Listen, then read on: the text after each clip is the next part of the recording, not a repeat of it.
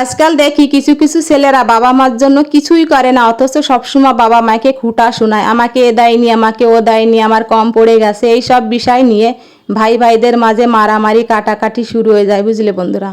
তো হ্যালো বন্ধুরা, কেমন আছে সবাই? তো একটা ভিডিও বলতে চেয়েছিলাম আমি কথাগুলো, যেটা কমপ্লিট হয়নি। তো আসলে আমার স্বামী ছিল ভাইদের ভিতরে বড়, আর আমার 3 শ্বশুর একসাথে জয়েন্ট পরিবারে থাকতো।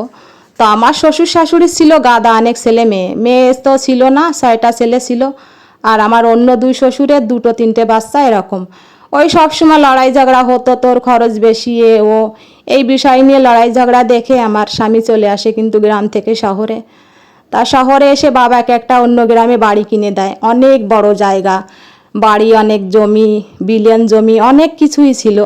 অথচ কখনোই আমার স্বামীকে এরকম কথা বলতে শুনিনি। তাই বলছি না, আজকালকার ছেলেরা এরকম কথা বলে, বাবা মার জন্য কিছু করেও না, অথচ বড় বড় কথা বলে। তো দেখো বন্ধুরা, আমি স্নান টিনান করে ফুল তুলে নিয়ে চলে যাবো, এখন পুজো করব। একটু তুলসী গাছের, মানে এখানে আমি তুলসী গাছে পুজো করে যাব। তো আমার শ্বশুরের অবস্থা কিন্তু ভালোই ছিল, পরে ওই যে ওই কারণে চলে আসলে, অন্য গ্রামে একটা বাড়ি কিনে দিয়েছিল আমার স্বামী, সেখানেই চলে আসে। তাই এই যে মাঝে মাঝে যদি ভাত বা চালের কোনো বিষয় নিয়ে কথা ওঠে, তো আমাকে বলে ভাত নষ্ট করে না। তো আমি বলি কি, তুমি এরকম কথা কেন বলো, আমার খুব খারাপ লাগে। ও কিন্তু কথাটা মজা করে বলে, কিন্তু ওই যে বলে আমি কম বয়সে এই দেশে চলে এসেছিলাম, পরিবারের একটা এমন অবস্থা ছিল, তাই আমার খারাপ লাগে, এই জন্য শুনি যে এরকম কথা কেন বলো। দেখো আমার সবটি এখানে শুয়ে আছে, ও কিন্তু মশারির ভিতরে শুয়ে থাকে। আজকে আমি খাবো পান্তা ভাত বন্ধুরা, এত সুন্দর লেগেছিল, শুধু লবণ আর কাঁচা ঝাল দিয়ে, সেই স্বাদ বলে বোঝানোর মতো না।